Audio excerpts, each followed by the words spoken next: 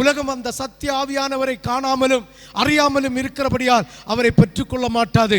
அவர் உங்களுடனே வாசம் பண்ணி உங்களுக்குள்ளே இருப்பதால் நீங்களே அவரை அறிவீர்கள். அப்ப பரிசுத்த ஆவியானவர் இன்னார் என்றும், பரிசுத்த ஆவியானவர் நம்மை நடத்துகிறார் என்றும், பரிசுத்த ஆவியானவர் நமக்குள்ளே ஜீவிக்கிறார் என்றும் நீங்கள் அறிந்தும் தெரிந்தும் புரிந்தும் விட்டு பரிசுத்த ஆவியானவருக்கு முன்னால் வைத்து செய்த உடன்படிக்கையை அவமாக்கி போடுகிறீர்கள் என்றால் அந்த பரிதாபம், அந்த பரிதாபம்.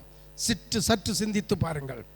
நான் உங்களை திக்கற்றவர்களாக விடேன், உங்களிடத்தில் வருவேன்.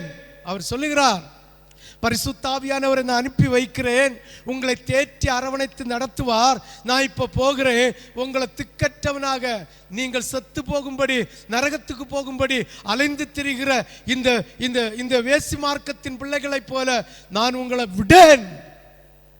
அவர் சொல்லுகிறார், நான் உங்க கூடவே இருப்பேன்.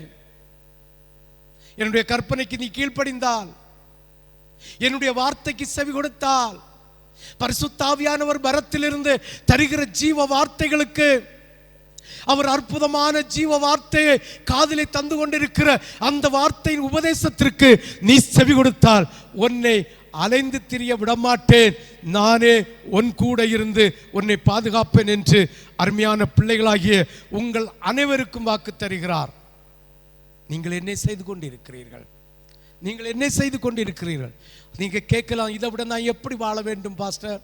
நான் ஜெபிக்கிறேன், துதிக்கிறேன், அதிகாலம் ஜெபம் பண்ணுகிறேன், குடும்ப ஜெபம் பண்ணுகிறேன், வாசிக்கிறேன், ஜனங்களுக்கு உபதேசம் சொல்லுகிறேன், முடிஞ்ச அளவு தான தர்மங்களை செய்து கொண்டிருக்கிறேன் என்று சொல்லுகிற உங்களை பார்த்து கர்த்தர் சொல்லுகிறார், நீங்கள் உதட்டளவிலே கர்த்தரை செய்கிறீர்கள், இருதயத்தில் தூரம் போனீர்கள்.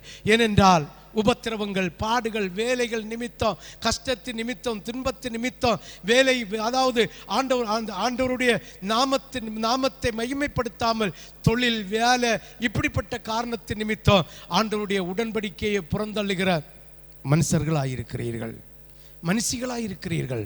கர்த்தர் உங்களை பார்த்து தான் சொல்லுகிறார், உன் மீது எனக்கு ஒரு குறை, உன் மீது எனக்கு ஒரு குறை. ஆண்டவராகிய தேவன் சொல்லுகிறார், பாருங்க, நான் திக்கட். அவர் சொல்றார், நீ ஏன் பயப்படிய? நீ ஏன் பயப்படுக? எதற்காக பயப்படணும்? நான் உன் பட்சத்தில் இருக்கிறேன், நான் உன்னோடு இருக்கிறேன். நீ ஏன் பயப்படணும்? நீ திக்கற்றவராய் உன்னை நான் விடமாட்டேன் என்று ஆண்டவர் சொல்லுகிற சத்தம் அது உனக்காகவும் இருக்கலாம், உங்க சபையில் உள்ள பிள்ளைகளுக்காகவும் இருக்கலாம். அவர் சொல்லுகிறார், உன்னை திக்கற்றவனாக நான் விடேன்.